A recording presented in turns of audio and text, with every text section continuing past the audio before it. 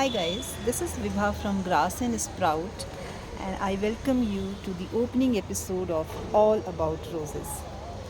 This is the surprise episode. I have not told what I'm going to talk about, so let us reveal. I'm going to reveal some of the facts related to rose, which we may not hear in our day-to-day life. Mostly people will not talk about these things which I am going to reveal today. And thing is that after knowing these facts, you will be able to understand the low survival rate of rose plant in your home, in your garden. You will know how to take care of them. You will know which kind of plant will be suitable for your garden, for your terrace, or for your ground garden, whatever kind of garden you have.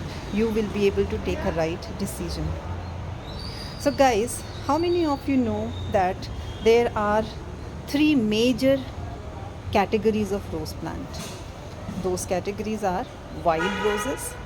Wild roses are like, I don't have much exposure and experience with wild roses, so I will not cover detail about it. Only thing is that I know how to differentiate it with other roses. They will be in five petal, only five petal it will come, and only one color, that is pink. You will not find any other color in wild roses.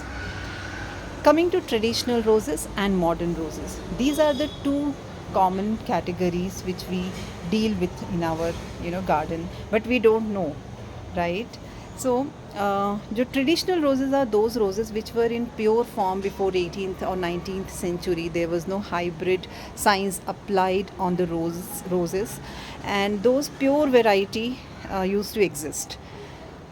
Now also we find it, but later people started hybriding, grafting, and doing some changes. So that's the reason modern roses came into existence. Now coming to traditional roses, they are very tall. They can grow to 7 to 12 feet long. Their roses will be in three different colors, that is pink, white, and red. They are they will have lots of fragrance in it. The typically how you differentiate it with modern roses are, all the traditional roses will be having nice fragrance. All the roses, they will be in typically, as I told you, only three colors: red, pink, and white. They will bloom only once in a season. That's the drawback which with the traditional roses, where most of the rose lovers, they will not show any interest in buying them, because they are perennial. Okay, they will be entire season, they will be green, but bloom time only once in a season, once in a per season. That's the reason I think people don't prefer. But they are very hardy, they are disease resistant. Once you have bought in your home, you don't have to take extra care, extra precaution for those roses, because they are very hardy. No much fertilizer. If you are giving fertilizer, they will do more better, but they will not die easily. So that could be one of the reasons for which you can choose the traditional roses in your home. If you are fond of rose fragrance, and you are fond of and you don't have much time to take care, and if you have a little big space, then you must consider traditional roses. Guys, you know what traditional roses in India called as? We know them as Desi Gulab. I know you must have heard this name, right? Desi Gulab. So this is what Desi Gulabs are. They are traditional roses, pure form, no nothing in that, no mixing of any other. But later on, the hybrid science came, and many varieties developed. Those roses are called modern roses. In our home, in the nurseries, if you see, most of the, like majority of the roses will be hybrid. So when they have hybrid, to get more foliage, bigger bloom, their bloom will be 50 to 60 petals. They will not have any fragrance, guys. Hardly any. I have not encountered. Maybe if you have encountered, you can let me know which variety you have. But none of the modern roses, all the hybrid roses, they don't have any fragrance, only look wise. And another very great part of this rose, they are multiple bloomer. There is no sleep time. While traditional roses, they sleep during certain amount, certain months, you know, they will stop growing. But this particular rose, they will give roses now. After this rose will go from my plant, again it will start blooming. After 1 to 2 weeks of gap, they will start blooming. So they keep giving you multiple flowers in per season, every season.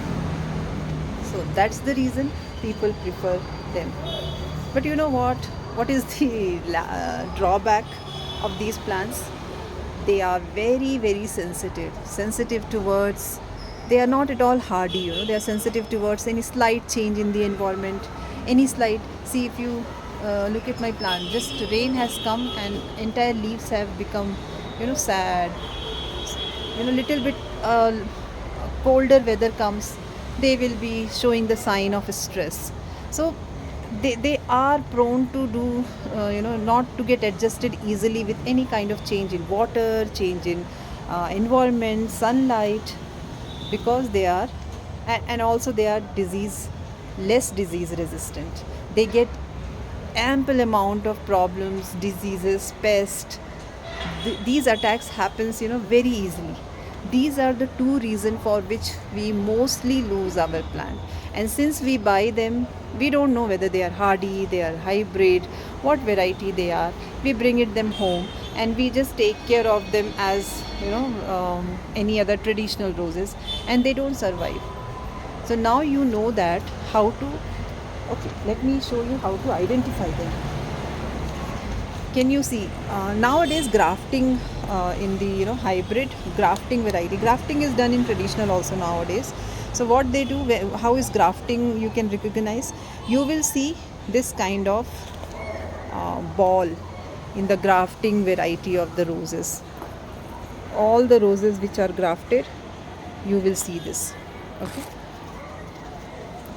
see this. So you have to be very careful that these roses needs extra care. Okay, and this, I will let you know how to develop this kind of basal shoots in this rose in subsequent episode. But right now just recognize them. Now whether it is a traditional roses or it is a hybrid rose, they come in varieties, various form, like climber. If you go for rose climbing roses, this is my climber. Okay, this one is one climber. I have another, this is very small, but this is also climber. This is also climber, but I am trying to make it, you know, I'm cutting it and keep it a dwarf shape, because I don't have much space in my balcony. So I have the privilege to, you know, keep them shorter also. You have to just know the technique how to do that. This is another climber. Okay, you know what is the another difference between traditional and hybrid?